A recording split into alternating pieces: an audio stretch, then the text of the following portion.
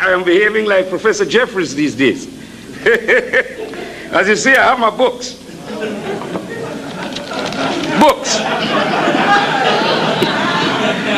Books. And a lot of notes. So you're going to have to sit down and listen to me. And I'm back in my jacket. That tells you what that means.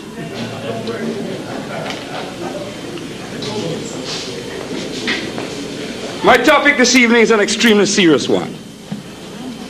It is serious, made even more serious because it is not ventilated very often.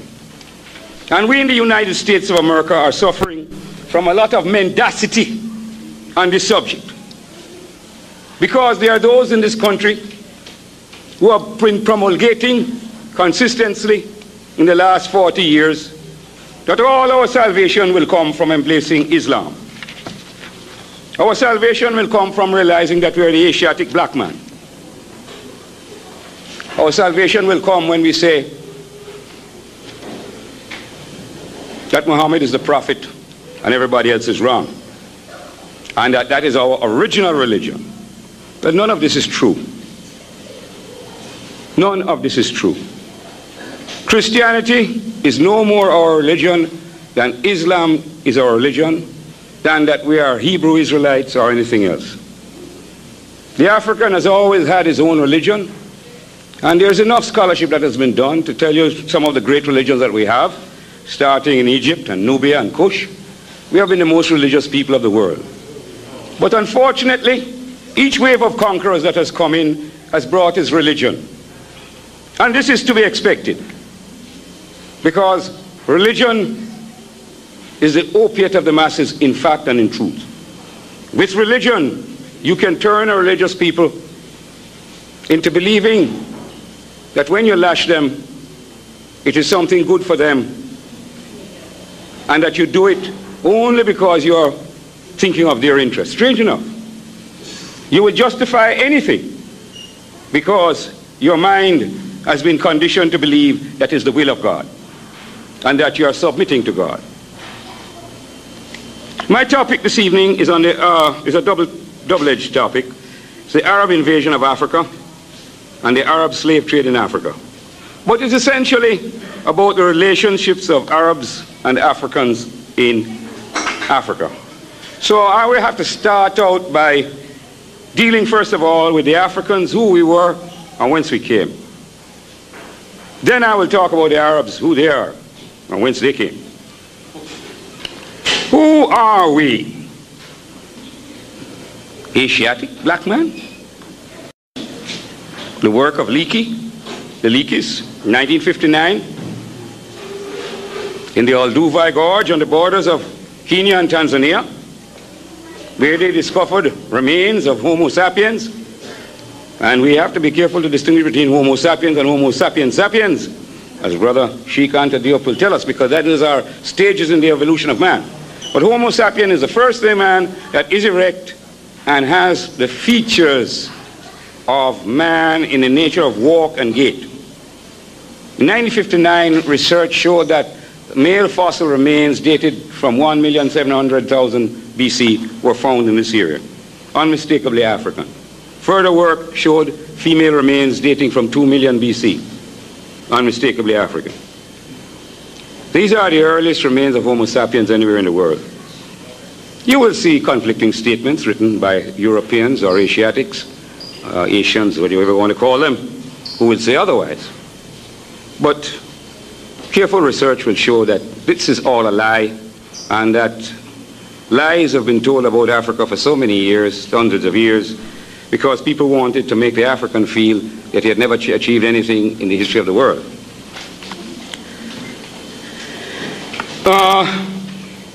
If you look on the map, it's very difficult to see it there, but remember where, if somebody who is near the map will point out roughly where the border of Kenya and Tanzania is.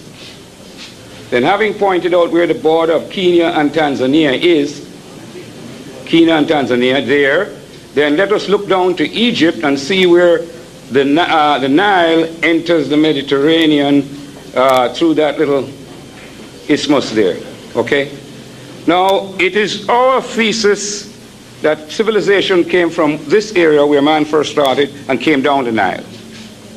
And that is the essence of modern scholarship. Now, when I make that term modern scholarship, I'm not saying that the people in the ancient world didn't believe this. The people in the ancient world knew this. They knew that civilization came down the Nile. They never had any doubt about it. But we had a piece of scholarship that started about 300 years ago when the Europeans enslaved us that changed all of this thinking. And then you had a whole set of scholars, first order liars, who distorted history and produced a scholarship that said civilization came up the Nile because the Egyptians were white people. Totally and absolutely untrue. So Africans emerged out of this Garden of Eden, if you want to call it that. And we came down the Nile, but we went in other directions too. We went in other directions too. So that it's not only Egyptian civilization, these other civilizations in Africa are very old. And the reason why we get so much about Egyptian civilization is because Egypt has been so near to Europe, so it has been so carefully examined. We have Zimbabwe in the other direction, and nobody knows how things happened there, because scholars have not really invested the time on researching that. We look also at the situation as we move down this Nile and realize that by about 10,000 BC, we were already beginning to lay the foundations of orderly agriculture in Africa, in what is called Kemet and Nubia. Okay? And at this time, everybody else in the world was in a state of primeval darkness. We have, in the concept of Africa, a cutoff along the northern part of Africa where the historians tell us that the people above this line are undeniably white people who belong to a white race. Then a little later now, when more facts have hit them, they start saying they are Euro-Asian people. Euro-Asian people who are light-skinned, white. You know, they can't exactly say white, but light-skinned people. They are, of course, not African. Well, there's a great man who came out of Africa. Perhaps the greatest intellectual of our time. And he wasn't born anywhere in the West. He was born in Senegal. This man was an anthropologist and a historian, a mathematician and a physicist. And I love this man because I'm like this man. See, you see me researching history, but my trade is mathematics, physics, and electronics. See, Cheikh Anta Diop, perhaps the greatest intellectual of our race in the 20th century. And he was able to disprove all these theories.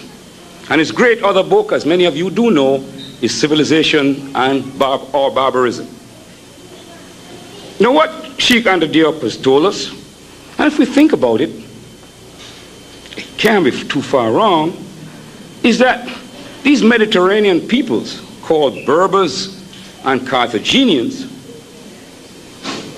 they were never anywhere in Africa before 1500 BC.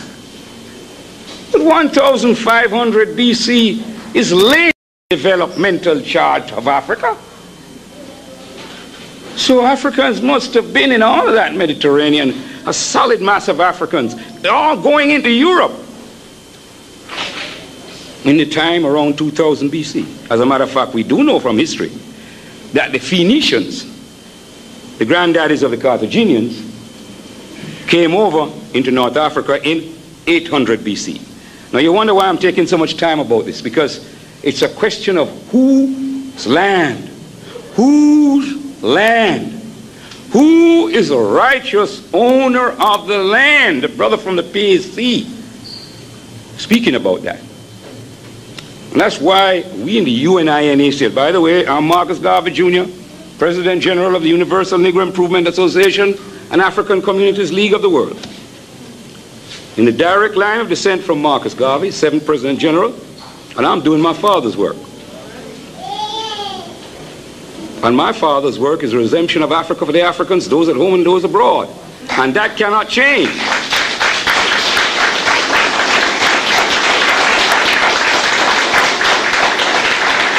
Now, I just heard a brother say why they recognized why they turned against Mandela. Why I turned against Mandela finally was when a friend in England sent me a copy of a piece of work by Mr. Mandela many years ago in which he said that he has turned his back upon the philosophies of Marcus Garvey. And I said if Nelson Mandela turned his back upon the philosophies of Marcus Garvey, then I, Marcus Garvey Jr., is certainly going to turn my back upon the philosophies of Nelson Mandela.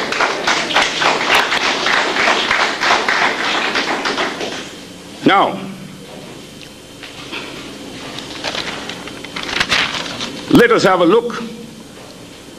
These are the African people who spread out from that Garden of Eden all over Africa. And we can say that there was nobody there in Africa from 2000 BC backwards. They came after. Don't care what part of Africa you look at. Now let's look at the Arabs.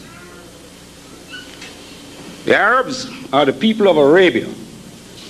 And you look across the Red Sea, if somebody just point out the Red Sea there, and point out Arabia for me. There it is. There it is in the corner. In the northeast of Africa, to the northeast, there is Arabia. That's where the Arabs come from. Here you talk with Professor Clark, you're talking about a sand people, a nomadic people. A lot of nomadic people in those times. The Chinese were wandering across the Gobi Desert. Yes, sir. They hadn't built any civilization. When we had a civilization. Yes, third page on your map, on the handout. And remember the way to read it so that the legend comes in the left-hand corner. Okay? Now these Arabian people, and here's where a little investigation helps us. These Arabian people, look across again next door across the Red Sea. What do you see? Now somewhere down there, I don't have it on the map, but on all the maps of the ancient world, you would see near the bottom of the Red Sea, you would see the names Meroe and Aksum. And some of you who have listened to lectures by Professor Clark and Dr. Penn will have heard these words about Meroe and Aksum. It's not on that map because it would be on the ancient maps, but it would be in the Sudan. The Akbar River. In between the Akbar River and the Blue Nile. See if you can track it out. It's go up a little more and a little to the right, and there you'll see Meroe, and a little lower down Aksum. Those were great nations that existed in those days. Now, those areas were called loosely Ethiopia. And the Ethiopians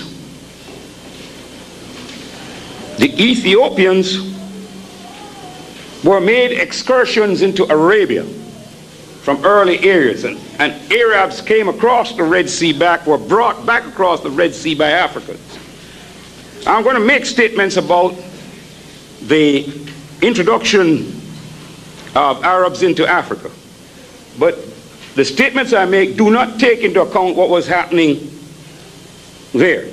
I want to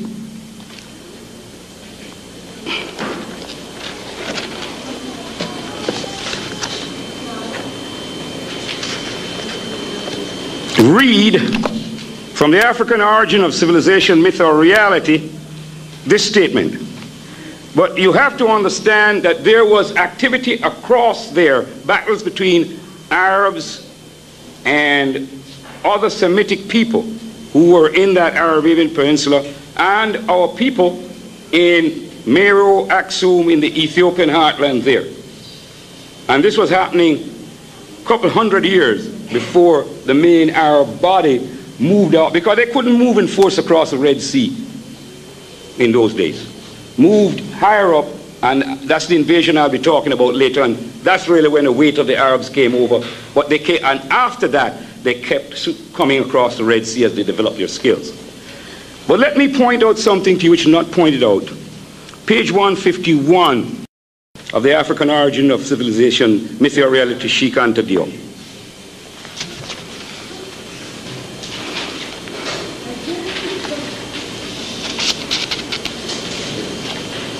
And I'll go to the previous paragraph. Reisner, which is one of these fake European, and George Andrew Reisner, fake great Egyptologist, Diop says he could not have failed to know that Nubian civilization dates back to 1500 BC. That is to say, prior to the appearance of the white Japhetic Libyan in Africa. Consequently, the problem is not to seek Libyans in recent Nubian history, but to find some at the start of that civilization about 5000 BC. This task Reisner was careful not to attempt. Then he says, when Muhammad was born, Arabia was a Negro colony with Mecca as its capital. The Quran refers to the army of 40,000 men sent by the king of Ethiopia to crush the Arab revolt. One corps of that army consisted of warriors mounted on elephants. Heard that before? The Romans know that, don't they? What was his name? Hannibal. De la Fosse himself is obliged to record that suzerainty of Ethiopia over Arabia. You can research this yourself. Has Minister Farrakhan or any of the great proponents of Islam in this country told us that in the time of the Muhammad, the Prophet, there was an army of 40,000 Africans in Arabia? Have you heard this? I beg you, my children, have you heard it? Of course you won't hear it. Of course you won't hear it. You will hear that you are the Asiatic black man. Asiatic black man. The only way a black man gets into Asia is because he left Africa and went there. Now, 622 AD, 4 men travel by camel from Mecca to Medina. Mecca to Medina. And that is the beginning of things. The beginning of things. This is where the Arabs start to get moving with their philosophy of Islam, their religion. What is this great single statement? There is no God but God. Muhammad is the messenger of God. And this is the message that is taken throughout Arabia and unites these sand people, these desert people, into a warlike band to spread their religion of Islam. Muhammad dies in 632 AD.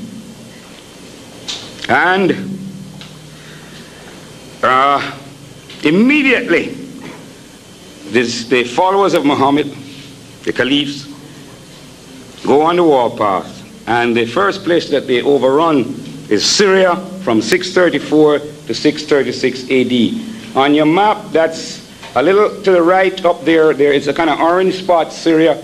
Someone can point it out for us. Syria. Damascus. It's on the 3rd page up in the right-hand corner a little bit. Oh, check your map. I forgot you have it with you. Check your 3rd sheet. All right? 634 to 636. Find conquest in Syria, and they move further out in that direction.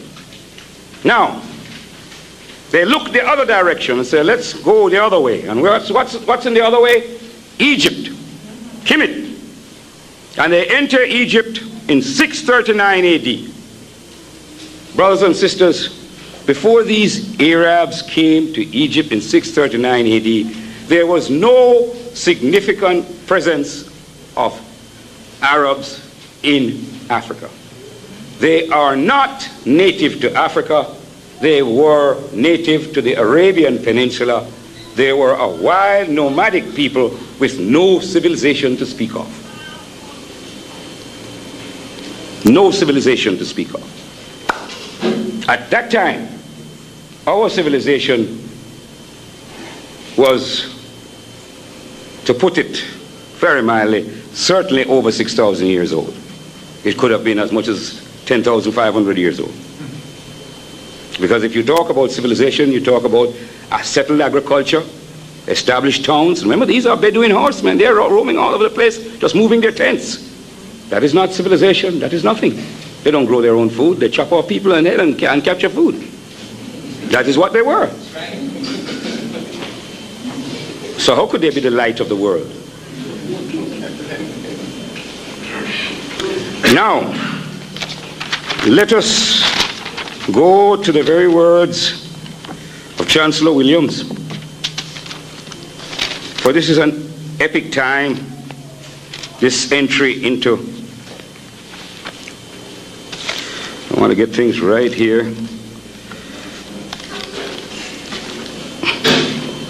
Yes.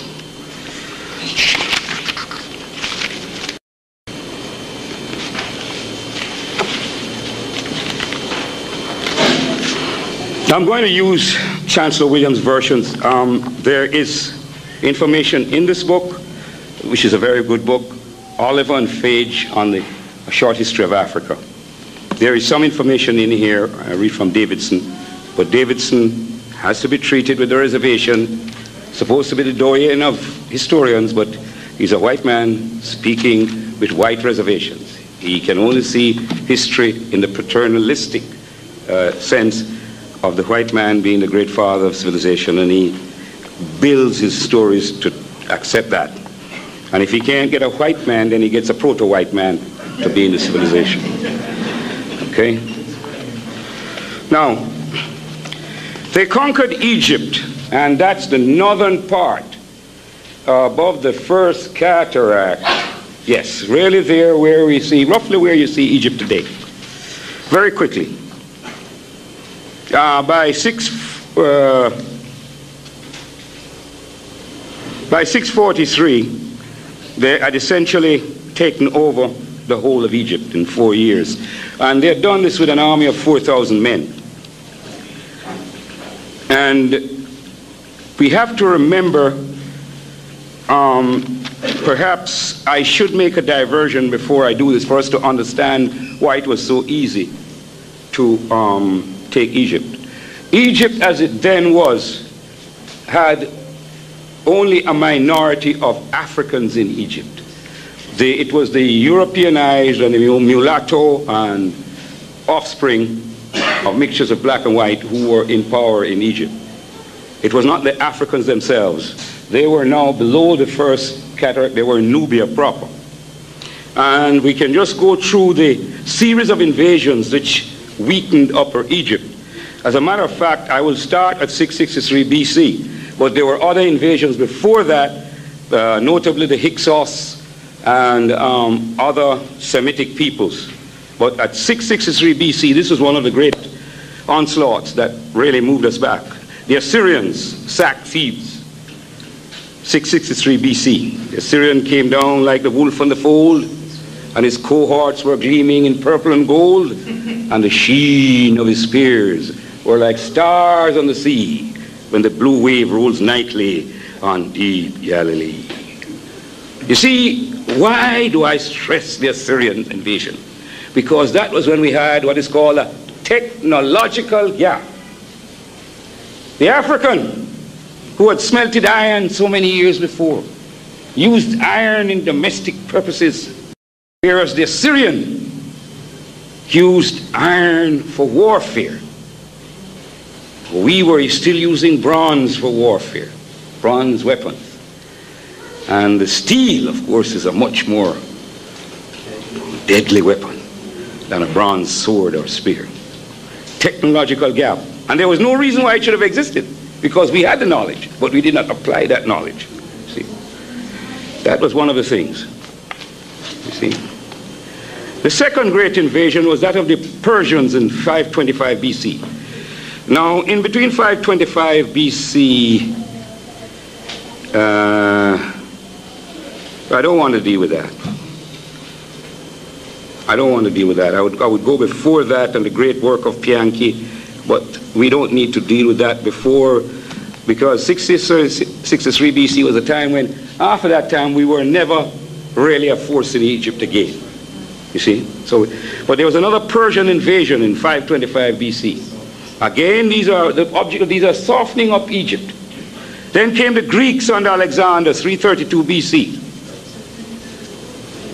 Again, softening up. But notice that all of these people, one thing about them, they weren't going below the first cataract to meet the mass power of the Africans. 31 BC, the Romans, perhaps the greatest of all the conquerors in the time. And they stayed there for a long time. Then came the Arabs. So we know that by now, Egypt was easy to knock off. Then, 643 AD, and Abdullah, the Arab governor, a viceroy of Egypt. You see, everywhere that the Arabs went, they set up their viceroys, because they are now being ruled from Damascus and Baghdad. He decided that he was going to go south. He was going to go where nobody else had gone before. Everybody stopped. We want to go into the land of the blacks. That's Sudan. Yes. And he had a much bigger army now. And he advanced below the first cataract. And what happened was something that has happened so again and again in Africa. We moved back and they came in. Moved back and they came in. We didn't engage them frontally. And they said, oh man, these Africans are not as tough as they thought we were. They're running. Well, they were caught into the heartland of Nubia and they were put to the sword. And the agent of destruction was the great phalanxes of African bowmen who shot with deadly accuracy and cut down the Arabs. That was the first defeat of the Arabs after they burst out of their lair in Arabia to terrorize the world. First formal defeat. Now, in reading some books, there was one book which I didn't even bother to bring, because the brother writing about this, I should never have used that word, the Aryan writing about this time said that he feels that it must have been something about the African armies and their bowmen that caused the Arabs to return or retreat. He couldn't bear to make the word that black men had defeated Arabs who were white people in warfare. It's terrible to read books like that.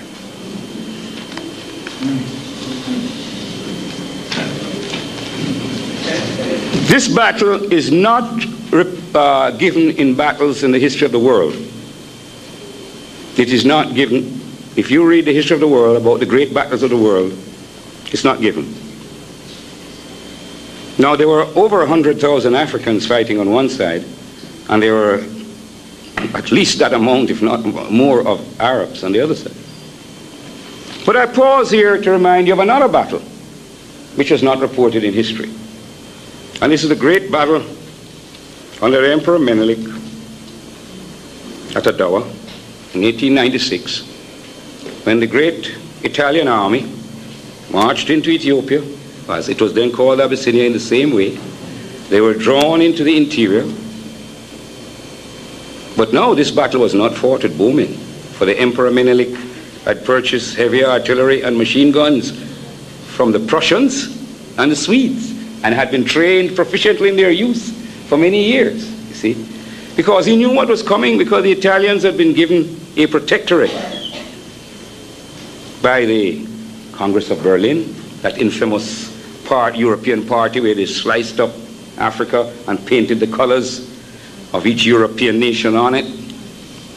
But to put it short, at Adawa, when they came in between the two mountain ranges, Menelik had them. And the bombardment that ensued with those heavy artillery on the higher mountain ranges and the machine gun posts at the lower, right into the Italians, over 40,000 were dead. at Adawa. That battle is not recorded in history either. I'll give you a third feat recorded in history, but which has been recovered from the annals of the British War Office and the French. Napoleon was defeated by the giants of Haiti with the loss of 100,000 men, the French. And his armies were led by his brother-in-law, Leclerc. This is not documented in history, but has been hidden in the records of the French War Office. The British, the cocky British followed, they will conquer Haiti and those arrogant Africans. They suffered the worst defeat the British army had suffered for some 200 years. 100,000 British dead in Haiti. So we must all lift our hats to the great men of Haiti. And remember, history does not record that either. So when we win, history does not talk about it. When we lose, good. Now, after this repulse in 643 AD, the Arabs, like all white people, licked their wounds for a while, but they are coming back at you. And they came back in 1651 in tremendous numbers. See? In tremendous numbers.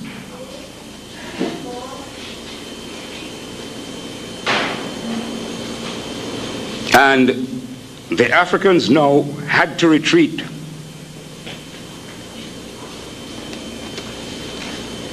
And their capital city was attacked and eventually taken. But they did not give up the fight. They came back in more numbers and numbers. And they fought the Arabs to a standstill. And when the Arabs decided they had to retreat, they sued for a peace. And unfortunately, brothers and sisters, we let them have a peace and an arrangement.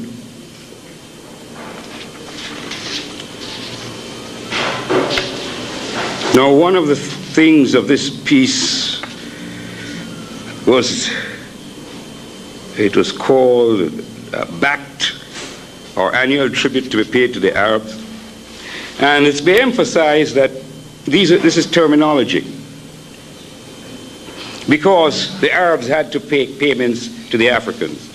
But the unfortunate payment that we elected, our ancestors elected to make, was to deliver 360 slaves near the frontier each year, plus 40 extra slaves as a gift to the Egyptian viceroy. In exchange for this, we got wheat, barley, and wine far in excess of the value of the slave, but the damage was done. For now, we had legalized the taking of slaves of our people over to Arabia.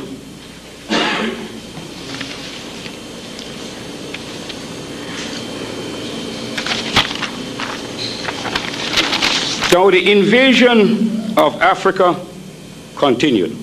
If you look on your map, you will see a place called Kairouan that the Arabs reached in 670 AD. This was in southern Tunisia. The Arabs were also moving in the opposite direction, as I told you.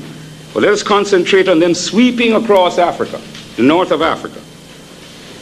They reached Carthage in 695 AD.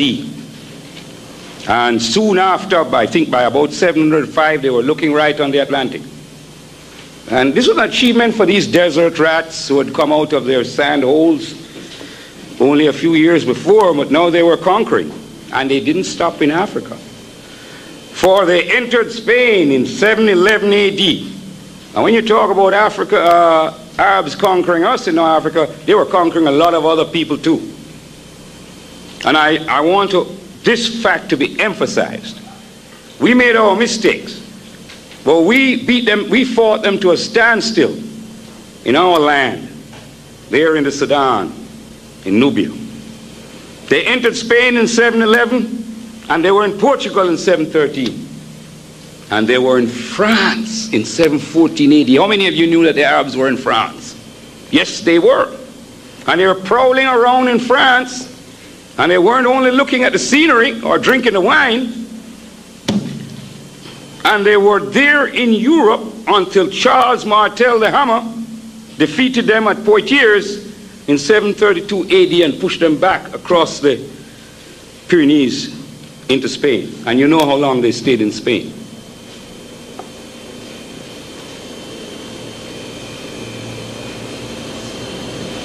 Now, at this time now, the Arabs did control the whole of that pinch up on the north there. You could see the track across that last sheet. The Arabs now control the whole of that area. But there were Arabs now who were probing across the Red Sea, moving across the Red Sea also. And these invasions became more important subsequently.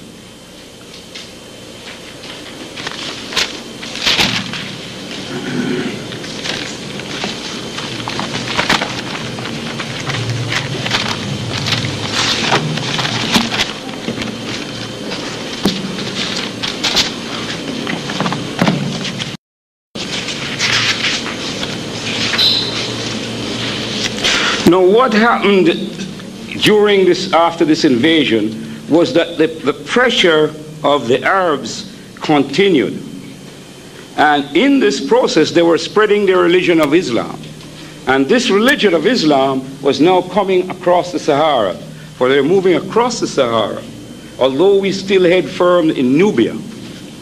And the two kingdoms that we had in Nubia were Makuria and Alwa.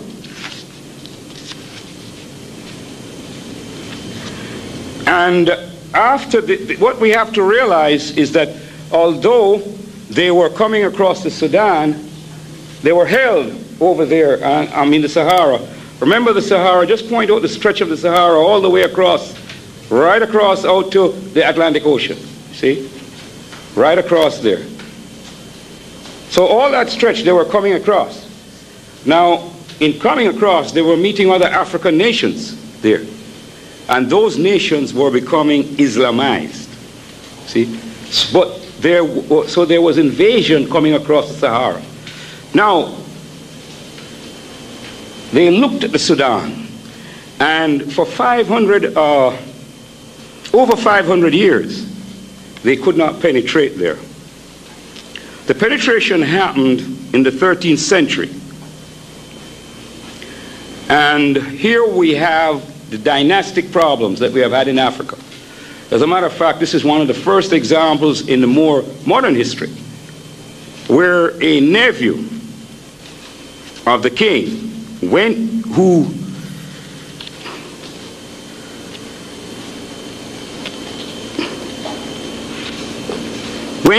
to the Sultan in Cairo.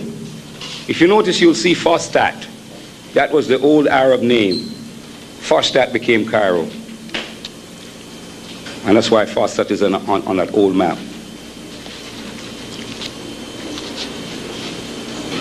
And he intervened. So this nephew of the king wanted the throne for himself. He can't wait to be a king. So he goes to the Isham, says, crown me king and I will rule for you. Well, eventually he did. Because of this, there's a division in the land among those who follow him and not. Well, when he became king and the other king was overthrown, what do you think the Arabs? Now the Arabs put their demands to him. And he was not strong enough to resist them, and they wiped him out. But there was still Alwa. Still Alwa. And that nation down in the Sudan remained until the 16th century, when the mass forces of the Arabs striking from different directions overran them.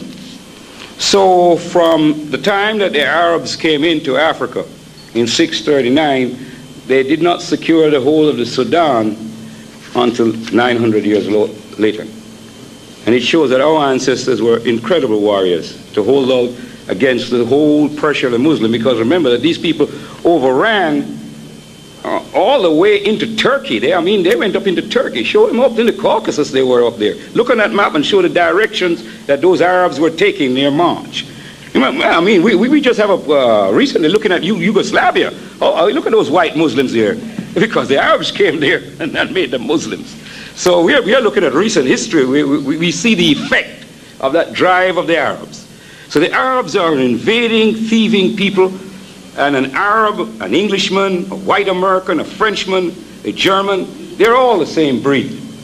Right. Yeah. Thieving, slave trading people.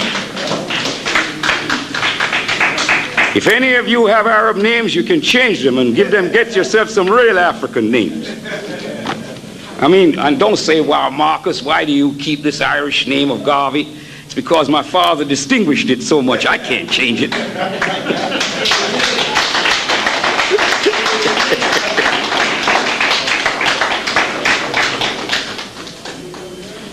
Now, brothers and sisters, those are the classical invasion routes, and you see them coming, you know, like termites across the Red Sea, year after year, year after year. They're not all the time they're coming in swords and shields, you know. They come in to trade and probe.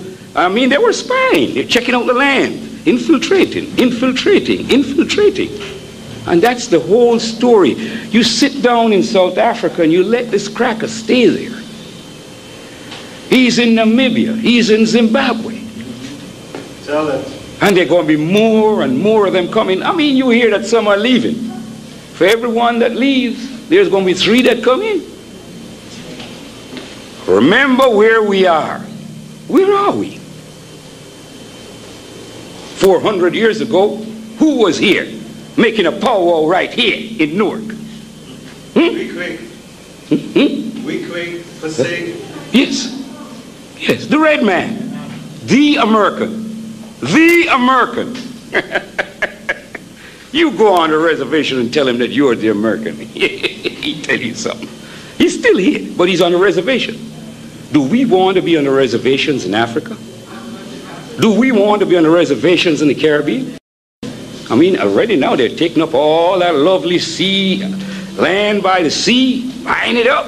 Americans, Canadians, Germans, British, French.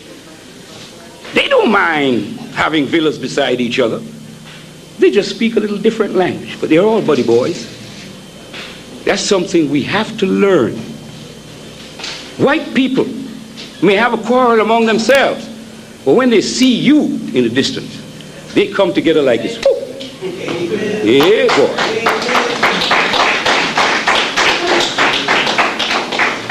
That's why a Russian can come all the way from Russia here, and an apartment is found for him in Brooklyn. Yes, sir, an assistance is found for him in Brooklyn. He's a ready-made refugee.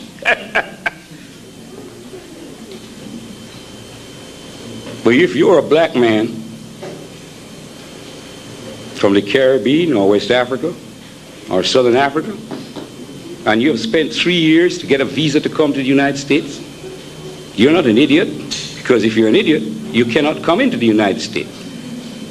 You try to get anything like what that Russian is going to get.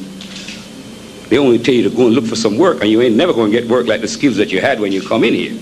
You're going to have to stay here and fight for 5 years before you can even get a decent job.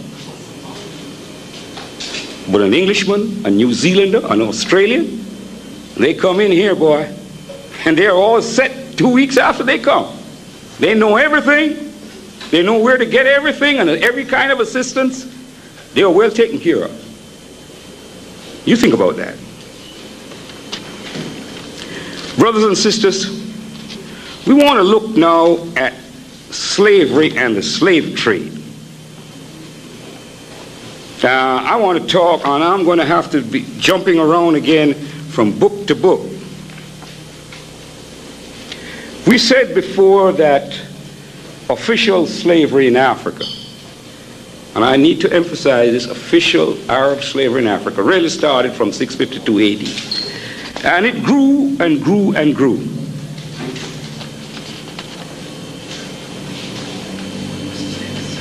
And I want to make this statement so for your own records.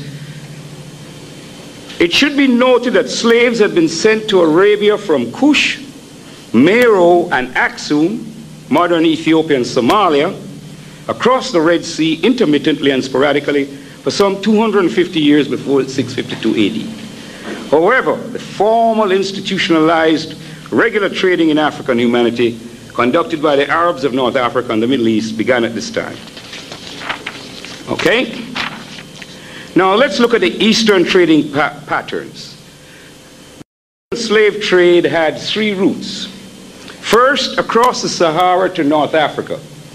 And North African countries of Morocco, Algeria, Libya is the big one, and Egypt. So if you look at the top part, you're going right across there. They crossed the Sahara. And immediately I want to tell you that crossing the Sahara in those days was no mean feat. You're looking from the takeoff point where the slaves were captured, and you're looking at the top of Nigeria, go down now, yes, the coast, the back coast there, further up the coast, more inland, right, across there. You see, you look across that pull across there, you're looking at 600, 700 miles in those caravans, across that sand. Shackled. I know you see the dense pack for the Middle Passage, but the conditions in those Arab caravans, they were no fun. And to move across that desert of 600 miles, you're looking at a journey of 1.5 months. Yes, sir, 45 days in that heat. And all you have to have is a miscalculation in your water supply and you die of thirst. Now, in this book, one of these books here, I was making a study, and there was a caravan. And this was not in the early days of slavery. This was something in the 17th century, where a caravan arrived in the north, and 1,000 African slaves had perished from thirst in crossing over the Sahara. Yes, my brothers and sisters, as much as you hear about the Middle Passage, going across the Sahara was a terrible thing. Bound with the little children crying by their mothers. The neck collar, the leg brace, across that sand, that burning heat. The trading process consisted of the capture by force of the Africans in the interior. We want to emphasize that the overwhelming majority of slaves were obtained by warfare or kidnapping. Now, there were African tribes who were selling Africans, but the only way they got Africans were to attack and seize them. Ain't nobody walking into slavery of his own free will, man, woman, or child. So it's warfare and kidnapping. Don't tell anybody tell you that getting slaves was a benign adventure and that people were better off in slavery than they were otherwise. I mean, I think you all have read these little fairy stories in the white man's books. Now, the march of the captives to the coast or Saharan border town. And some of these border towns are famous to this day. Walata, the Jen, and I think you may not be able to catch it on that map, Timbuktu and Kano in northern Nigeria. These were the great slave towns where the huge pens of slaves were kept. You see, a caravan didn't cross the Sahara every day. If you're looking at the Atlantic now, a ship didn't take off from Goree Island every day. So you're penned there in these forts or stockades in these great towns across the Sahara in the case of the Arab slave trade. And what do you think of the conditions there? Nice? You keep them in the slave pens until the caravans arrive. Then they travel across the Sahara or across the Red Sea, and the other pathway was the Indian Ocean. You see, because those were the three pathways. The Red Sea into Arabia, and across the Indian Ocean to India. Now there's another takeoff point from India, where our slave ancestors were taken by the Portuguese and carried around India and into China and even into Japan.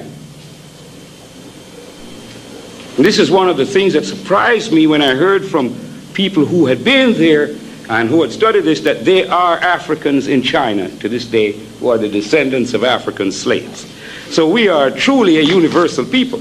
Now Marcus Garvey knew this, that's why he had created the Universal Negro Improvement Association. You see, we got all the way down into Australia. In the New Guinea, you see our people down there. We are very traveled people. So we didn't only travel as slaves, but we traveled as freedmen up and all over the place going on down. We have spread our race. Why? Because we were the first people on earth, period. Second, we were the first civilized people on earth. And that's two great firsts. Now, the Arab slave trader brought his African merchandise to a broker in a large town who put them up for sale in the slave market. Now, among the many brokers that were there in the Arab world, there were some brokers who don't like to be remembered now in the United States of America. These were the Jewish brokers who were in all the great towns such as Damascus and Baghdad. Yes. Yes, sir. What a lot of trouble Professor Jeffries got into. And all he talked about was the old Jew over there in Newport, Rhode Island. But what about the Jews of Amsterdam? The Jews of Lisbon? The Jews of Cadiz? The Jews of Toulouse and Marseille? The Jews of Bristol, the great slave port of England. Bristol. Because that's where the great voyages were planned. Who had the money to put those ships on the sea, to send them out for 3 months and to take that route over to Africa and back again? Who had the money to finance these huge caravans to go and fetch slaves across? Who were the great merchants of the Middle East? Who were the great merchants of Europe? Answer me, brothers and sisters, who were they? Jews! So how the hell they weren't in the slave trade? They never cared about how they turned an honest dollar. And we have, well, from their point of view, it's an honest dollar, although they are lamenting the fact now and denying it. Now, slaves, after you bought their slaves from the broker, they were used in domestic service as servants. And here's what the Arabs did that not even the deadly Europeans did to us, except when they were real men. They made us eunuchs. Eunuchs. I heard somebody say what? A eunuch means that they castrated the African black man. And these were there to guard the harems of the wealthy and the powerful. And we were also used as soldiers to fight for the Arabs. Don't look so strange. You were used as soldiers right here in the United States of America by a man called Honest Abe Lincoln. And he used you when he needed you. Fight. But we have always fought for other people. Fought to build other empires.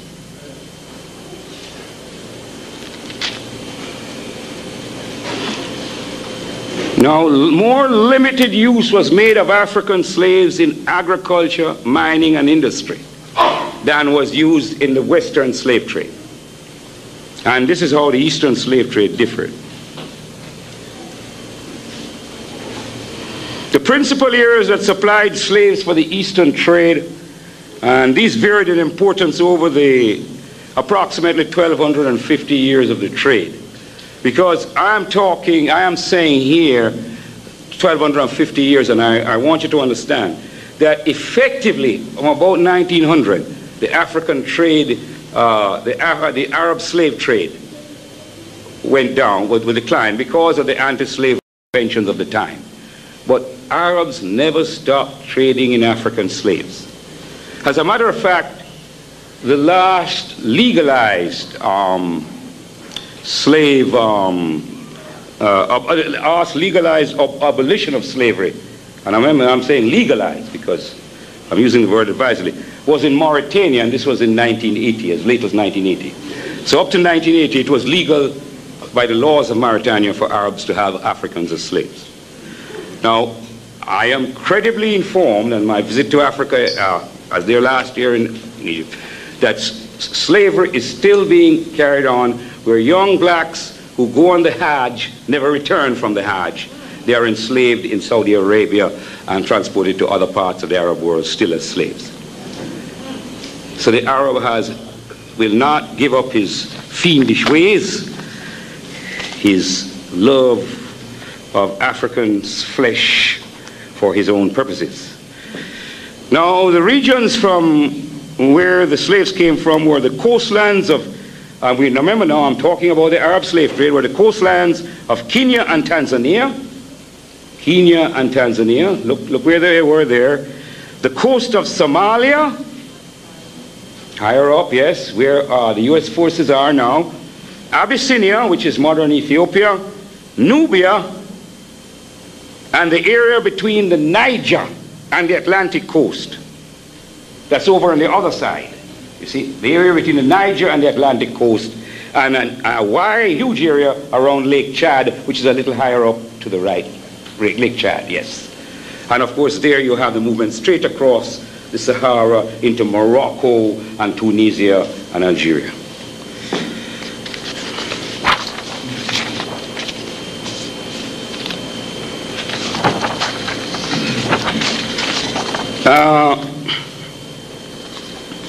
Some people will say that Arab slavery was kinder than European slavery.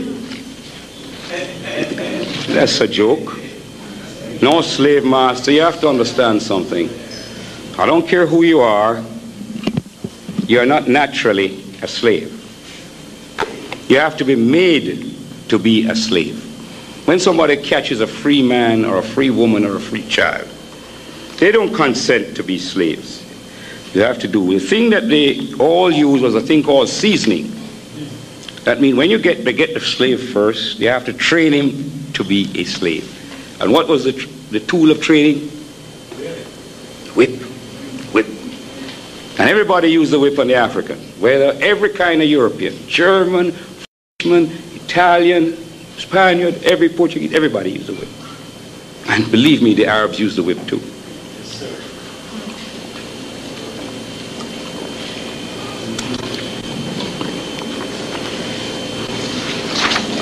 Now, the cruelty of the Arabs is very well known. You see, they used to castrate you. Well, you know. No, they castrate you just without you doing anything. Now, imagine when you did something to really make them mad. See?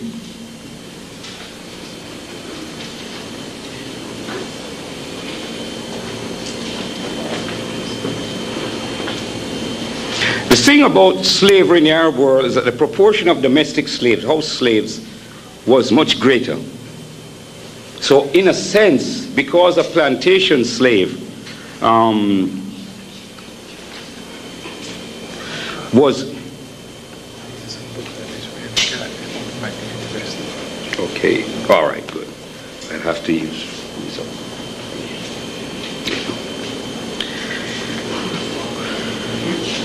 Domestic slavery, you don't have to use, once a slave has been broken, you don't have to use the whip, like in plantation slavery.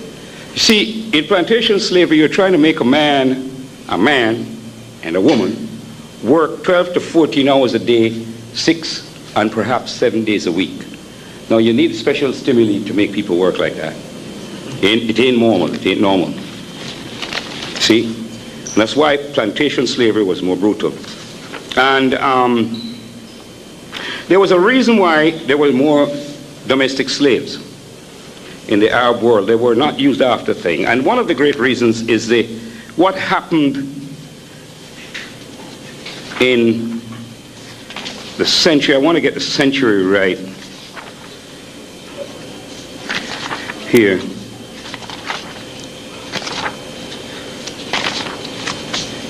Okay. It's the 9th century. That means a century that has the 800s in it. And it was the revolt of the Zanj. And these were East African slaves from areas that are now part of Kenya and Tanzania. And these Zanj were used by the Arabs in the 9th century to drain the salt marshes at the mouth of the Tigris and the Euphrates. Now, you may not, I don't think you're going to be able to see it on that map, but the Tigris and the Euphrates are up there going through Iraq and Syria there, the Tigris and the Euphrates. Yes, up there. Now the salt marsh is there. That's a tremendous job. And around Basra, if you remember the last little rumble that they had over there in Iraq, that they were fighting around Basra, and I said, that's where our people stood up against the Arabs 1,000 years before. We didn't know. You had black Americans over there, African Americans in Basra, and they didn't know that it was a land of glory for our race. You see, and these slaves were being used for the preparation of land for sugar cultivation. In 868, tens of thousands of African slaves of Zanj, and most of them were a fairly recent importation. I want to stop here. Remember Haiti? What was the thing about the Haitian Revolution in the 1790s? Recent importation of slaves from Africa. So they still had freedom, smelling freedom strong in their noses. See what I mean? Hey, when you get the Africans telling freedom strong in their nose, boy, you better watch out. And these Zanj rebelled against the conditions of their enslavement.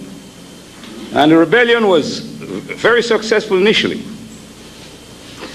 Now, remember what I said, they were using us as soldiers. African troops of the Caliph's guard sent to fight them defected and joined forces with their African brothers. And the Zanj extended the area and scope of their operations, building a capital city at Al-Muqtara and another fortified town at Al-Maniya. And the classical book for this is Hunwick, and he has written, none of these books have this stuff, on black Africans in the Islamic world. Now by 1870 they had captured this flourishing seaport of Ubula, and in 1871 they sacked Basra, this enormous slaughter of the Arabs.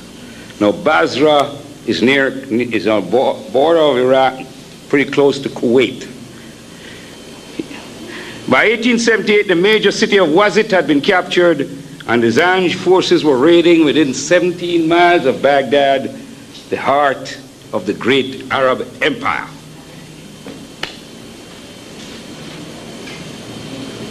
They had defeated a succession of Arab armies sent against them. So the Arabs now had to come back from all their possessions all over the Arab empire to defend Baghdad. And it was the entire Arab armies plus treachery, there's always treachery, who defeated the Zanj in 1880. They attacked the Zanj in 1880 and it took 3 years to defeat them.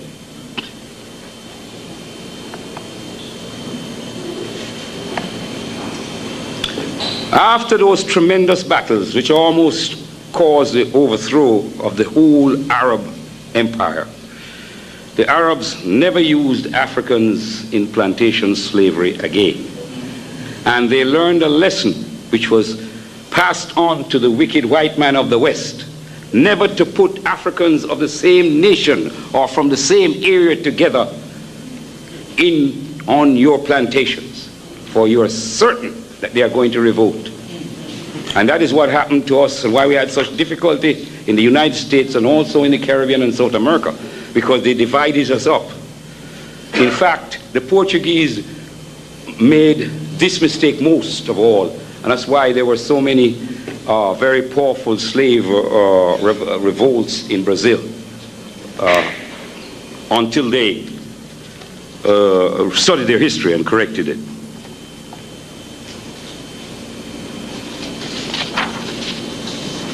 Now I want to talk about how many. And it takes, you see, we're talking about slavery and the slave trade. And we're talking about people being slaughtered here, people being whipped to death, and all that. But how many died in the slave trade? And I'm only going to confine myself naturally today Eastern slave trade, the Arab slave trade. Now, when you are looking at records to try to come to a conclusion as to how many Africans died in the Eastern slave trade, the first problem you come about is the number of areas of loss where there are no statistics available. Where would you find the documents that details the caravans that cross the Sahara? Now, that is not, fictitious, because those documents are somewhere, but those documents are in the hands of Arabs, or they may have been destroyed. So an African historian can't get his hands on them. Now, the European is different in that you can go to the British Marine Department or whatever it is, or the French Marine, and if you were, you can actually look up those documents. The Europeans like to keep documents, but the Arabs are very cunning, and they don't keep documents. They ain't going, and if they keep them, they're not going to let you get them. Think about Arab dangerous, remember. No, even if you could get the documents, the records are never complete, because their documents will only show legal transactions. Now let us look back across the Atlantic here. Now, you know slaves were coming in all along the time. I believe that every slave ship that came in legally and stopped in the port and went to the harbor master and he signed up and they checked them on the slaves in there. Oh no. A lot of those slave ships dumped their cargoes along the coast. Just like you have all that good old coke coming in here now. How does it get in? Right? Prohibition. How did all the liquor, where did all the liquor come from? You're trying to stop it, but it was coming in. So there were always large number of slaves ventures that were not legal. They were off the record. Because think of it, if you're going to go to a broker in Damascus, you have to come in legally. What about the little, if you have a set of slaves that you keep outside of Damascus and you come inside and say, I got some slaves. You know? Because whenever you come into the town, you go to the broker, he has to pay a tax. Because he's in the central market. Every market that you are in is taxed. Now you want to obviate the tax on slaves, you know how to do it. Now another thing is that the historians who present the tactics have been usually white, Europeans or Arabs, and have a vested interest in minimizing the Holocaust of African people. The data is contained in records of many different Arab countries, written in a variety of languages and entered over long periods of time. Even the Arab languages change over those long periods of time. You're talking about 1,300 years. How are you going to get at those records? Well, what we do know is that African lives were lost in the following ways.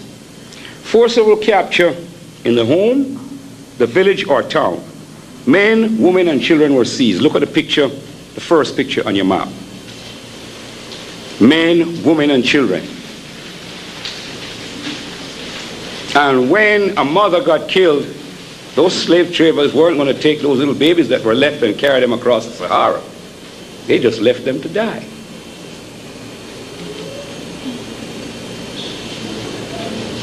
In the process of captures, mothers and fathers were separated from their children, the children perished. Slaves, as we said, were taken because of, as a result of wars.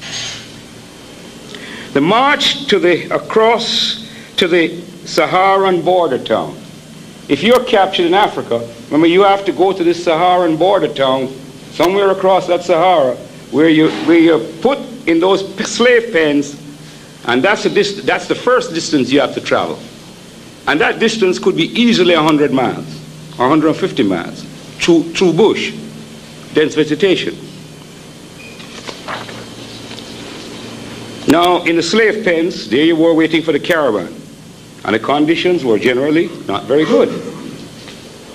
If you're penning cattle, and slaves, although slaves were very important, but you don't take care of them like you take care of your family.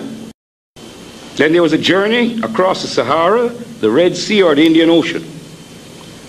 And all of these, now here are people who have never been on a ship, if the case they're going across the Red Sea. It could be, you say, well, it's a short trip. If you're going across the Indian Ocean, it's a long trip. See, but you're going across the Sahara, that's another long trip. So you lose a lot of lives. Slaves were literally worked and beaten to death on the plantations. Well, we have to admit that there was not a large amount of plantation slavery in the Arab slave trade, and we have given the reasons why. They changed their tune after the 9th century. But before that, they were using Africans very liberally. In order to calculate the number of African lives that were lost in the Holocaust, in the Arab Holocaust, we have to work from the number of slaves that were transported across the Sahara, the Red Sea, and the Indian Ocean. And the figure that I worked from was given by the Nigerian historian Inikori in the journal Tariq, which is the journal of the Nigerian Historical Society. And he came up with a figure of 10 million slaves exported from Africa during the 1250 years of the Eastern slave trade. Well, if you divide the numbers out, that figure comes out rather low. And after revision, I think that, you see, the average figure is 8,000 slaves per year. But there were periods in the Arab slave trade where the figures were way, way, way over that. See?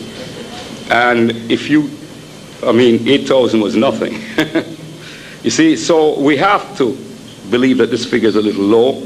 And it's much more difficult to get accurate figures on the Arab slave trade as compared to transatlantic slave trade. Not to say that any of these figures are very accurate. So I use a figure of 15 million as my base figure. Now, what we can assume with great force is that for every slave, and this is, I think, is a very conservative estimate, for every slave that you land in Damascus or Baghdad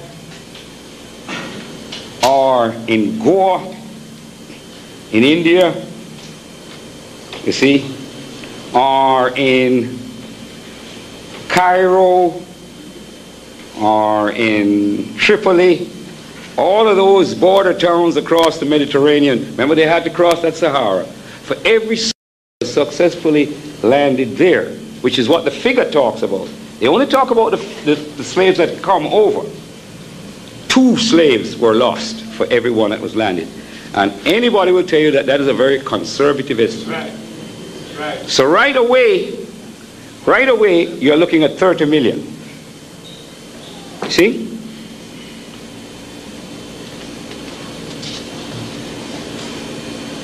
Now, if you look for that 1,250 years, and you think of the number of generations that you had, and how many slaves died in captivity, because slaves died in captivity by suicide,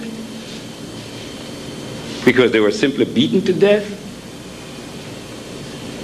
The kind of work that they did was hazardous, because slaves were used in mining in the Arab world. Although they took them off the plantations, they used them in mining because they had better physical control over them in the mines. That was hazardous work. See?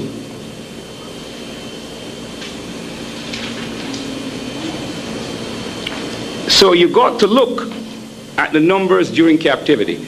Now, how I did it was to look at the European figures for America and South America. And what you find is that if you take the number of people coming over, you see, that were brought over in slavery, you had well over 20 million that were landed in the West. Well over 20 million. Yet at the end of slavery, if you added up all of the Africans in the Western Hemisphere, you didn't get 20 million. And I can tell you that the most slaves were in the United States of America and, of course, in Brazil. Brazil had 6 million, America had 4 million. And if you add up all the rest of the other people, see, right, they did not come to 10 million. So how is it that you brought over 20 million and all of that time, and these people were breeding? Because remember, these people were breeding slaves. Breeding slaves was big business. The answer is that you were beating them, working them to death. Then you get the statistic that the average life of a young African stud slave on the plantations was 8 years. So, we say that if you take that total that we had, then at least that amount of people must have died over that 12,050 years. So if we're looking at 15 million, right? We're saying that another 15 million died because you harassed them, beat them to death over all the generations that you had for 1,250 years. So now you're going to 45 million. Now what is the percentage that died crossing the Sahara or the Red Sea or the Indian Ocean? Remember I told you about the case where a caravan came and 1,500 died from thirst. Well, I was nice and kind and I said, if we're looking at 15 million, right? I'm saying that 20% mortality rate on the caravans. This is a better rate than was on the ships, because you know that on the ships coming across where the conditions were more hazardous, we will admit, it was as high as 25 and 30% mortality rate on those slave ships. Even crew had a mortality rate of around 18-20%. The crew and their conditions were superior to the dense-packed Africans on board those slave ships. So that's another 3 million. So we're looking at a grand total for the Eastern slave trade of about 48 million. 48 million in the Arab slave trade. And this is the minimum. It could be very much higher than that. But for 1,250, and when we can't stop at the 1,250 here because they're still enslaving us. Still enslaving us. And as far as I know, they could be still castrating us too. Well, the slave trade has ended, quote unquote. And we have to ask the answer, why? I want you to ask the answer, I want to ask the answer myself, why? I said, why did we Africans allow ourselves to be enslaved by the Arabs and the wicked white men of the West, the Aryans, and decimate us for such long periods of time without a unified and concerted response? Damn it. Don't you realize at some time that African life is being destroyed? I don't care what tribe you belong to. Hell. Now, I mean, you're going to say that we live in a time of enlightenment. So here am I, I'm an African Caribbean man, and if I hear that they kill my African American brother or African South American brother somewhere, I get mad. Well, you're going to say, well, we know now that if they kill him, they would kill me. But damn it, 500 years ago, we should have realized the same thing, or 1,000 years ago. There was no distinction in who they were snatching. There was no distinction. Now, I don't know why. I tried to look at the thing, and this is, if all my analysis, this is one I have the most, I mean, try and see if you can help me on this. I came up with 5 points that may have accounted for why we behaved the way we did. The first one was slavery was acceptable among the nations. And it's a fact that during the major portions of the periods over which our Holocaust occurred, slavery was an acceptable practice of the law of nations. But the brutality of the slave trade, again, this is not sufficient to explain. Racial awareness. Africans lacked racial awareness. Now, this is a big one. I think there's some truth in this. Now, we are not as racially aware as other people. And I speak from my experience in the Caribbean, which is a good experience because we have there we have the white, yellow, and brown, and the black. The only thing we don't have down there is a red man because they wiped him out a long time ago. But when you live among these different people, you're very much aware of racial differences. Because although you pretend and say that there's no color prejudice down in the Caribbean, you do know that a Chinaman is a Chinaman. And he don't want to mix with you. And he's very racially aware as far as you're concerned. You know, when he has his association, you dare don't put your black, you know what, in there. He's in there organizing. The Arabs have their organization and they're organizing. The East Indians, a cocky set of brown fellas from over in Asia, they have their organization. You don't dare come near there. So we know that. You see, people are racially aware. And as for the white man, we know how racially aware he is. But all these fellas are racially aware. White, yellow, brown, or red. And by the way, a lot of people don't know that the Red Indians had slaves here in the United States of America too. Yes, sir, the Cherokee Nation had a whole lot of slaves. Yes, sir. Yes, madam, they did.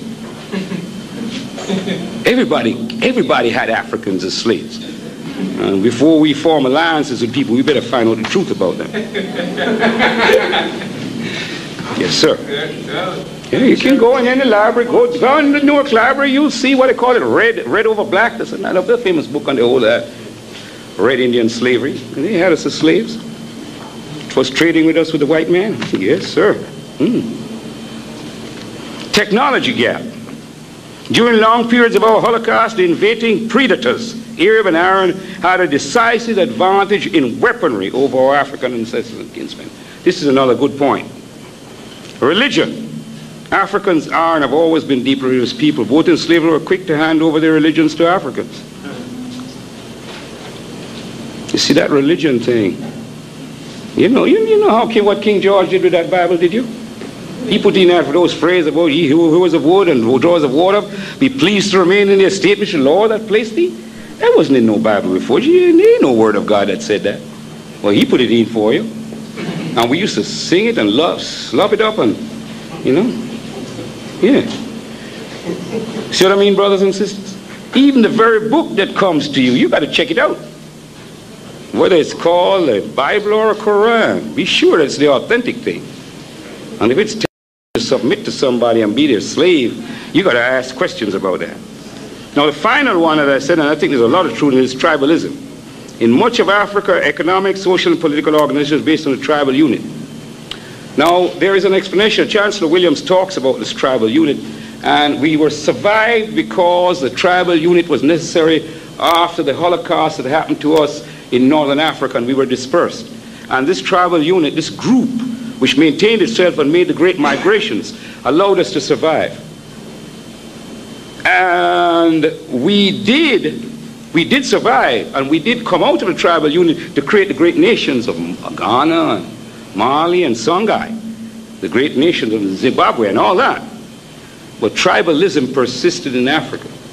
And it was the way that the European and Arab was able to get in to set tribe against tribe. And to enter into those competitions for chieftainship and to favor one clan or against another clan, So these are some of the factors that we have to question as to why we did that. Now the effects of the Holocaust in the Arab world, well, here, I don't like this name thing. I talk about that. With psychological slavery, it's still with us today. We have the Jesus complex, and now we have the Muhammad complex. I'm looking at some names here. Ibrahim, Abdullah, Jorge, Alejandro, Charles, Robert, Henri, Jean-Francois, Django, Agostino, Annette, Maria, Halima. None of those names is African. They're all alien, Arab or European. But we love those names. Claudette, Maria. Don't sound sweet. It sounds so sweet. Or does it sound sweet? Well, you like to call your daughter Makeda instead of Maria? Or Nzinga instead of Annette? You got to think about it.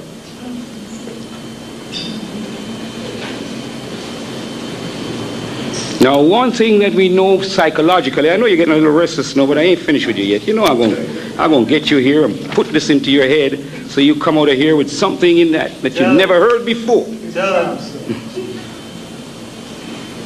The African tradition and value system. The African tradition and value system. That's one of the things we have lost because of enslavement and this great diaspora. These high moral standards have been debased in many areas of the diaspora, and even the mother of Africa, by association with Aryans and Arabs, two races which are notoriously prone to homosexuality and lesbianism. Oh, you didn't know I was coming with that? I'm never going to let you go without that. The practice of lesbianism derives its name from the Greek Mediterranean island of Lesbos. The subtle, steady infusion of homosexual values and ideals from the surrounding alien culture into African communities of diaspora is a menace that must be recognized, attacked, and eradicated.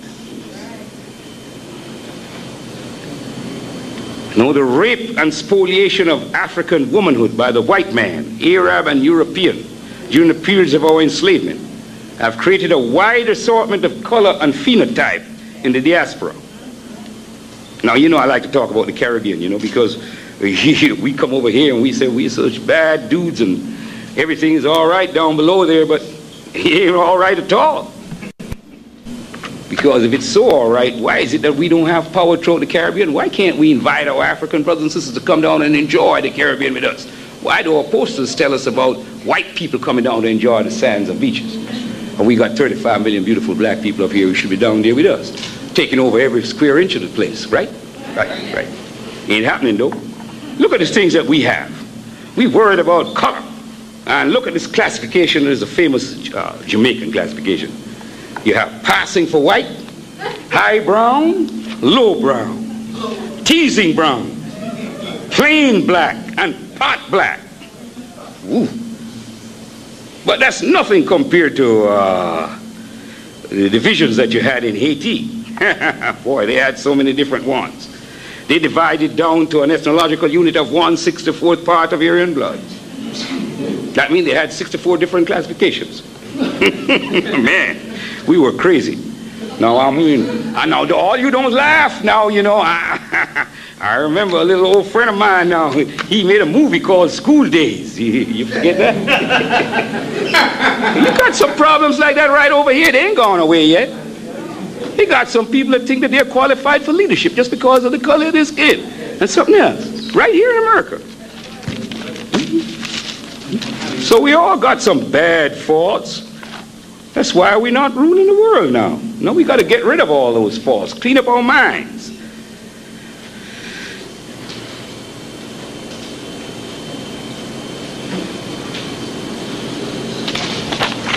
I'll leave some of this for when I finish this book I'm writing. Now, the last thing I got to talk about before I close is reparations. And I want to make it clear. Reparations have got to be by the Europeans, of course. White Americans, Germans, Frenchmen, Englishmen, Spaniards, Portuguese, all of them. And the Jews. And the Arabs. Saddam Hussein. Hafiz Assad. Hosni Mubarak. All of those dudes have to pay reparations because they enslaved us for 1,300 years. That's a long time to be under the whip to the Arab. Now, what are the reasons for reparations? We demand reparations for the following reasons. One, the murder, mutilation, and torture of our ancestors and kinsmen during our enslavement. Two, the wages which were not paid to our ancestors and kinsmen during the periods of chattel slavery. The pain, suffering, and mental cruelty to which our ancestors and kinsmen were subjected. The possessions and property which were lost to us when we were forcibly removed from our homeland of Africa. The loss of our freedom during slavery. That's 5 reasons for reparations, and I'm certain we could find more. Now, in 1989, when I first wrote this little paper, which I've been quoting so liberally from, I did a calculation on the reparations that were owed to the Africans of the Caribbean. Now, it's easier to do. It was easier to do because I had a baseline to work from. What I used was the amount of money that was given to the white planters of the Caribbean in 1834 to compensate them for the slaves. And that was 30 million British pounds, which was 120 million US dollars. And how did I start my calculation? I said, well, there were 16 generations of slaves up to the time of 1834. And I worked that out roughly. So this is a general technique for working out. And I'm saying, therefore, that if I have 120 million for the worth of this generation, and there were 16 generations of slaves during slavery, then when you work that figure out, you have $1,920,000,000. Now, because we are modern Africans and we know that interest is always involved in calculations, we calculate at the very conservative rate of interest of 5%. And we apply the well-known compound interest formula. You can't see it from here because I hold it up. A is equal to P into bracket 1 plus R over 100 to the power T, where A is the amount, P is the principal or initial amount, R is the rate, and T is the time. Now when you apply that formula for the period, you get your P is the 1,920,000,000, your R is 5%, and your time was from 1834 to 1989. It's 155 years. Now when you work out that amount, you come to this awesome figure. Let me just count the amount of zeros, and then you have 9 zeros, and in front of that you have 3,694,900. I don't know how to describe that. Okay, let me give it to you. It's 3.695 to the power countries of the Caribbean. I mean, I talk again of Jamaica because I'm very familiar with there, but of every dollar that is raised in taxation in Jamaica, more than 50 cents of that dollar goes to service the external debt owed to the International Monetary Fund and the World Bank. The latest figures that I had for Africa show that the total debt of the 30-something countries in sub-Saharan Africa is in excess, and this figure was from about 1986, was in excess of $310 billion. It's much greater now. So you see that the load that we are carrying can be relieved by reparations. Now people talk about the passage of time. I don't agree.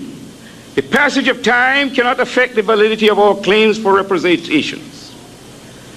No statute of limitations can run against monumental and massive genocide. The records of the Holy Bible are a direct guide for us at this time. From the book of Numbers, chapter 14, verse 18. The Lord is long-suffering of great mercy, forgiving iniquity and transgression, and by no means clearing the guilty, visiting the iniquity of the fathers upon the children unto the third and fourth generation.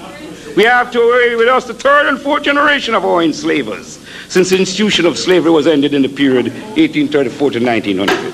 Bill Clinton and Al Gore, listen to our cry for reparations.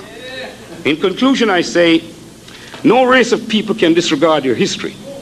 They do so at their very peril. But the African, above all others, has a special lesson to learn from the history of our enslavement and degradation. We must say more than any other people, never again, never, never, never again. God and history will judge the Arab white man of the East and the man of the West. But it is for us, the Africans of the diaspora, to prefer the bill of indictment. Brothers and sisters, I thank you, and I hope that the little words I've given you today make a lot of sense to you and will make you ponder for some time to come. Yes, sir.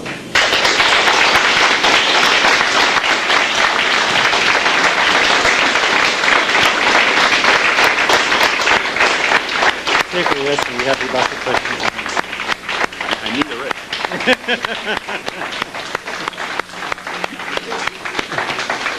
Sisters and brothers, before you move, before you do anything, I know Sister Juanita will harm me, and Sister Imani would harm me if I don't. But if you want to get a book, the brother from New York sells this, the brother from New Jersey hasn't had it. He's the only brother I know that sells this here one by Barry Gordon. Yeah. Excellent book. It's the best book that I find that basically breaks down a lot of detail easy that you can understand. The other one is 2,000 Seasons. I can't say the name to because Brother Mooney knows her, which is an excellent book that deals with the Arabs and what they did to us. And the third book, what the brother sells here, is the invasion of Egypt, the last 30-year domination of Roman domination. Now this here book is when you really want to talk to, what's the young brother that spoke here a couple weeks, Brother Trush? When you really want to get into the exact names of people that he was naming. This is a scholarly work book. This isn't what's called easy book, but if you get into this here book, believe me, you get to talk to anybody, wherever they are, about any subject when it deals with these here Muslim brothers, and like you said, the Arabs, anyway. And the Arab invasion of Egypt, the last 30-year domination of the Romans. That's a scholarly word. I mean, you hit so many points that basically, it's like you were saying, our people I found a lot of times, I go to a lot of lectures, and one thing I found out right down here, and I went to one last week somewhere else right around not too far from East Orange, and the brother who was giving it, he said one thing at the end. He said that he wished that we wouldn't talk about the religions and this and that basically we can keep it on par and don't talk negative about the religions. But at the same time, we're talking negative about the African brothers walking around the street. And then the mess that we in, like the brother said here, we got to put everything on the table and reanalyze it and be willing to talk about everything. And this is one of the few places you can go where we talk about everything and everybody, including ourselves, and how we're going to get out this mess that we got ourselves in. And I think we should give ourselves an applause being able to do that. There's some of us here that go to the slave theater. They don't even have question and answer period no more because they start so late and end so late. But this is a place where if you don't agree with this brother, you can get it on with him right here. And, anytime. You know, I just like to thank him for coming because I believe our people put too much faith before the facts. And once we deal with the facts, everything will change, including faith. Thank you so much. You're my brother. I enjoyed the lecture very much. And I wanted to ask you, what are the governments in northern Africa of Libya, Algeria, Egypt, Mauritania, Tunisia, Morocco, Arabia, what are they doing to stop the African slave trade, and what has the OAU been doing? I don't think, I am not aware of anything that the OAU is doing as a body to stop this slave trading. The reason why is that they are afraid to confront this issue because it's such a sensitive issue between Muslims and Christians. Oh yes, my sister, but our African brothers and sisters are not ready to face this issue of the Arab and the African. This has been something that's been going along for a long time. I mean, the very fact that you had an official end of slavery in Mauritania on July 1980 tells you that something awful wrong was going on for a very long time. 1980 is just the other day. That's less than 13 years ago. It ain't ancient history. And it's still going on, sister, as you say, because our people will not face this for religious and other reasons. If the fact is that it's done by a Muslim and I'm a Muslim, then I'm not going to call it. Now, I don't like to bring this up. Maybe I shouldn't, but it was personal. I remember when my daughter died in Brookdale Hospital in Brooklyn in 1974, I took up the matter with several prominent people, Christian and Muslim, in New York, and nothing came out of this issue. My daughter was turned out of the hospital by a Muslim, Cyrus Ahmadi. Now, when I first approached the Muslims, they said they would be going to defend the son of the prophet's daughter, Mr. Garvey's granddaughter. But by the time they realized it was a Muslim, I never heard any more word from my Muslim brothers of the mosque.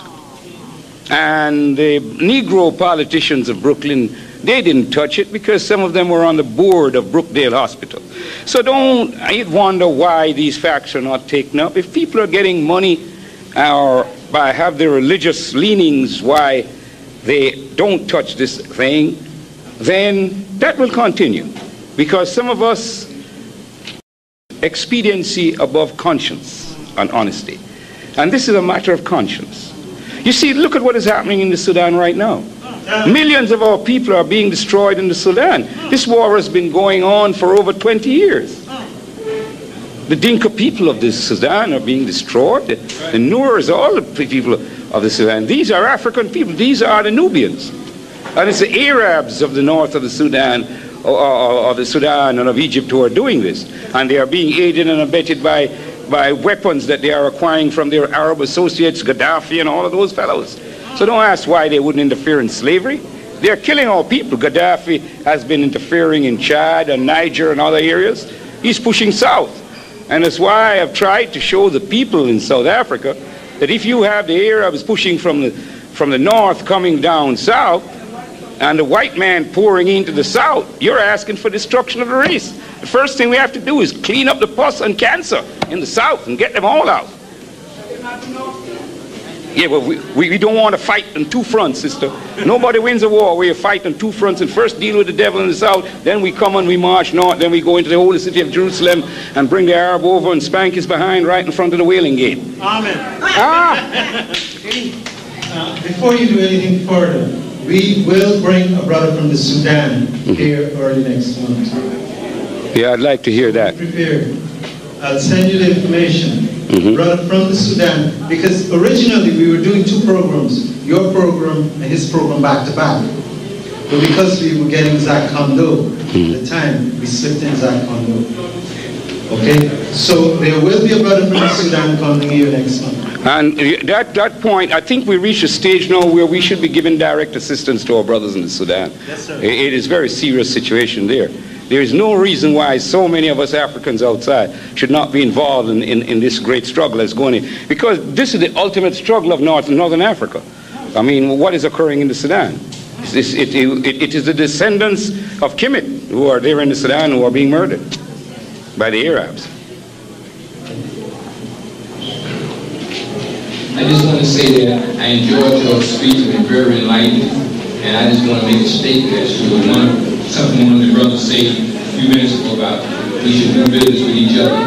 Now, I live in Newark, and about last month, when they were building the mosque in South Orange Avenue near Bergenfield, come out the Muslims now. And I passed by there every day. They had a bunch of looking like Arabs, or white people, or Chinese, and somebody building their mosque.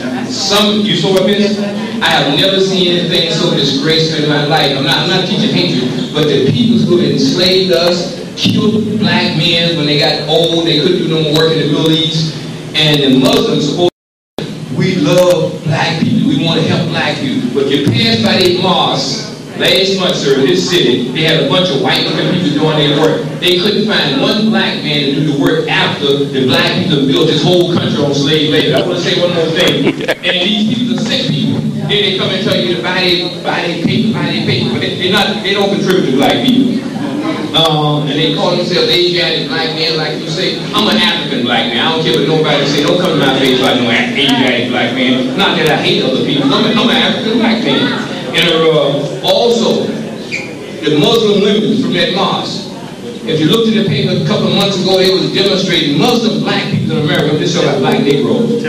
They was demonstrating talking about what the Russians are doing to the Bosnian women over there in Russia. What they're trying to say, they don't understand that's the ancestors coming up, rebellion now, that's our payback. And you would never go to that mosque and get, and that whole mosque on South Florida Avenue, I can see it because I'm not afraid to see it. You could get 10 women or 10 men out of that mosque to demonstrate if something was happening to a natural black person that didn't go to that mosque. You could get 10 out of that mosque.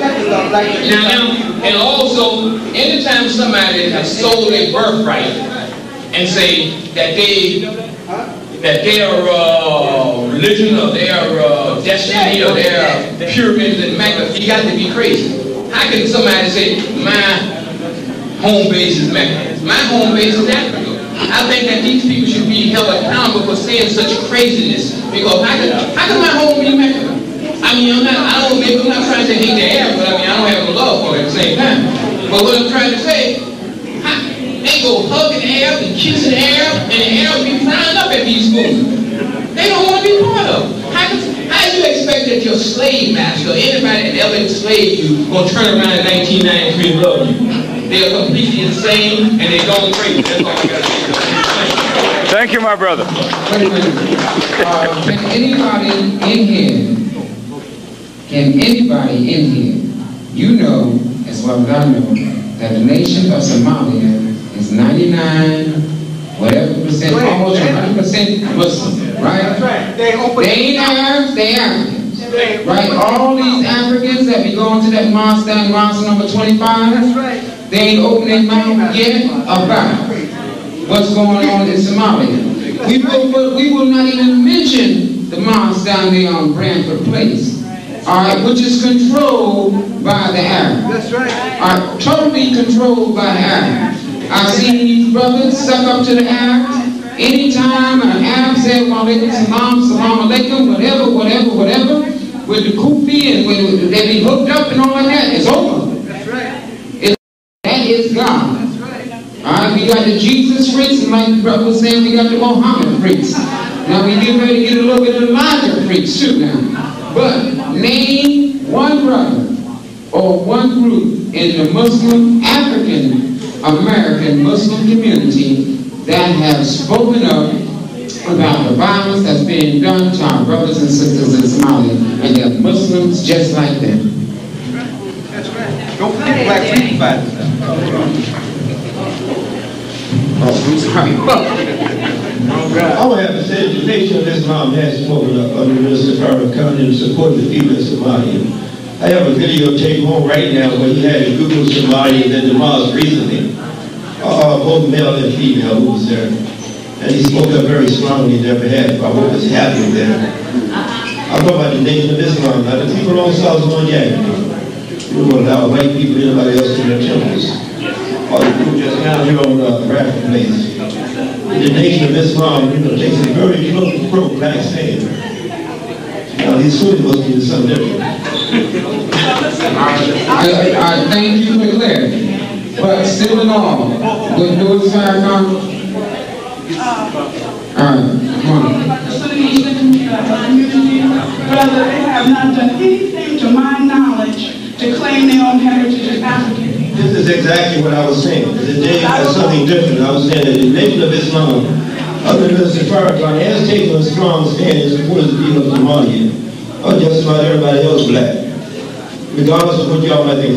But what I'm saying is that the Sunni Muslim community, to our knowledge, has been exactly like you have said. They have not spoken up at all in support of the speaking of the people of Somalia. They really like this to the Arabs. I agree with you on that, but the Muslim community does not take a universal stand or, on this issue. There are Muslim groups who are very nationalistic, who take a very Pan-Africanist approach, and there are those in the Sunni Muslim community, some other ones who are basically pro-Arab. Whatever the Arabs say is correct. So you have to make a distinction between the two. As a matter of fact, the Nation of Islam is having its first International Saviors Day in Ghana in 1994, where Farrakhan has taken over maybe 3,000 or 4,000 people.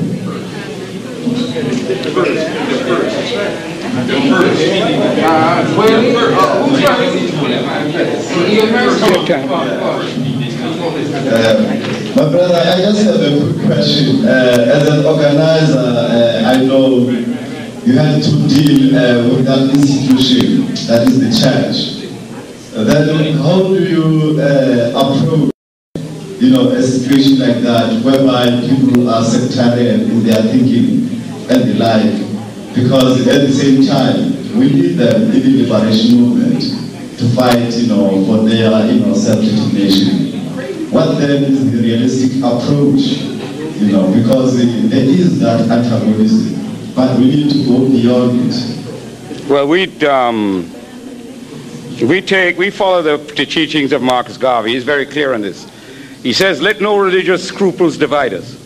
So in the UNI and ACL, we have no formal religious affiliation.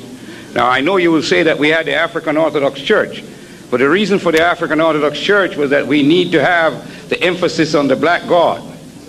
You see, if you have a black God, then you have a black Allah, and you have a black Jehovah. These problems don't arise. You see, the first thing is for you to accept that your God is black like you. The white man can have a white God, the yellow man can have a yellow God. The brown man has brown God, but we as Africans must have one God, the God of Africa, who made us in his own image and likeness. And that is the problem, that's the way we have to approach it. We should not attack religions, and we in the UNIA do not attack religions. But we point out the error and falsity of overzealous religious thought, which makes a man into less than a man, because he's guided as the same way as a donkey or a horse is guided by someone who has an intellect and is using reasoning to put him along a path without even flogging his behind. And that is what religion is doing. It is putting you along a path without even applying force to you. You are submitting. And therefore we say, you cannot submit. You must think logically and say, is my God colorless? And if God is colorless, then how can he be a God for you? I mean, if you accept that God made you in his own image and likeness, and I don't know anybody who says no to that, then what is your image and likeness? Your God, if you are black, then your God has got to be black. And once you accept the blackness of God, you see, this is the 8th and final concept of Garvey's. Marcus Garvey laid down 8 building blocks for us, and I'll just give you them again. African identity, African pride, African self-reliance, African economic power, African unity in the national international sense, a great central nation in Africa, apply science and technology to the work of African nation building and African racial reconstruction. And the final and 8th concept is, our God is black, we must have an African image of the Godhead. And that's it. Follow those 8 principles, you don't have any problem organizing or thinking. But you have to state them clearly to the people, and the people will understand. And if you look at religion now, you'll see that black liberation theology is taking hold all over the place. That's why all these people are on the defensive. And that's why so much Arab money is being spent in America to convert the 35 million potentially very strong nation of America towards the Muslim way of life.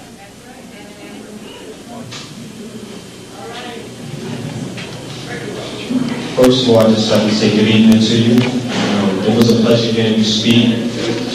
My name is Corey Giles, and I just, we touched on a lot of interesting subjects this evening, as far as religion and the history of the African, but my question would be to you is how do we how do we take this and then put it into our everyday life as far as the children, that's in the urban areas now, where I live, in the projects and in the cities and in the ghettos.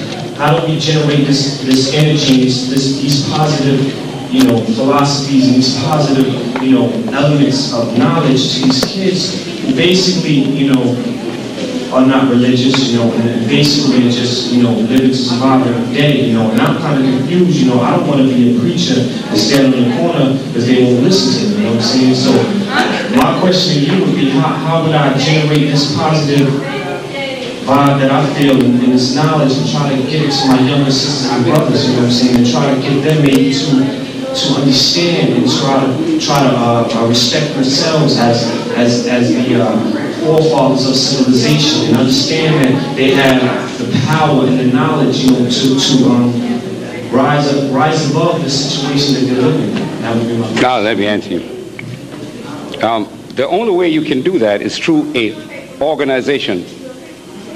That is, if you do not take part in organization, then you yourself are a part of the problem which we are trying to solve. See? Now, first of all, the kind of action that you are saying is taking place not only in the United States of America, but in Canada and in the United Kingdom and in the Caribbean and also in Africa, in different places, where our children are being taken at an early age and taken out of the traditional system and being taught in shoelays and schools, some of which are actually part of the public school system. I was recently in Detroit, and where they have a Marcus Garvey Academy in the public school system. They also have a Malcolm X Academy and a Martin Luther King Academy. Now these are what are called independent and empowered schools within this. And those schools, the principles of the people's name are being taught in the schools, and African nationalism is being taught in the schools to these children at an early age. You go in there and you see children able to recite the what you call it there, Brother Karenga's things, the Nguzu Saba, and explain it at an early age. They are taught the principles of Marcus Garvey, what Malcolm X said, and this is applied with science and technology, so that they are well ahead of an advance. Now, they are in a controlled environment, so it is for us to establish controlled environments. Now, I gave you an indication of a very unusual situation, but there are many private schools in the cities where I've been, where they have Garvey divisions. I have noticed private schools. For instance, there's a very famous one in Los Angeles, Dr. Anion Palmer. And there you have children at the age of 12 or 13 doing very advanced mathematical work. And they are very consciously aware. You go in there and see those children painting, and they are painting Marcus Garvey, they are painting Malcolm X, and they are reciting poetry. I went to Canada, to Toronto, and was taken to a special school like this on a Saturday morning. And there the children were.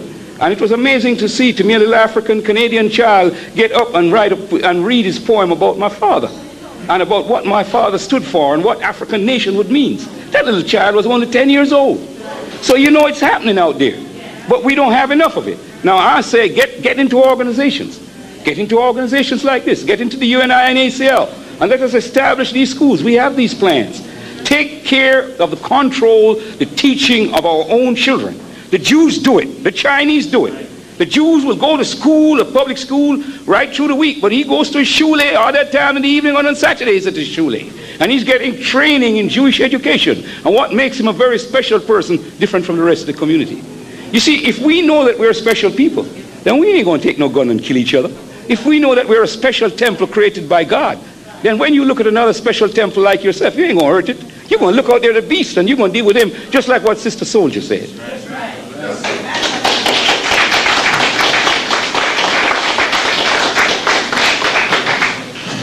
Okay, my question that I have for you is this. I guess I should be ashamed really to say that I just recently found out about your father from a friend of mine who was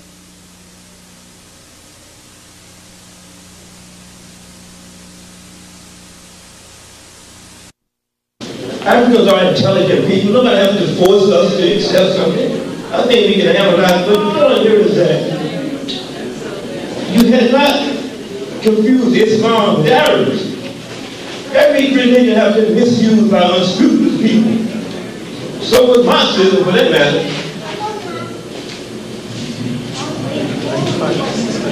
I just want to know, was Christianity or did we just accept it? Oh,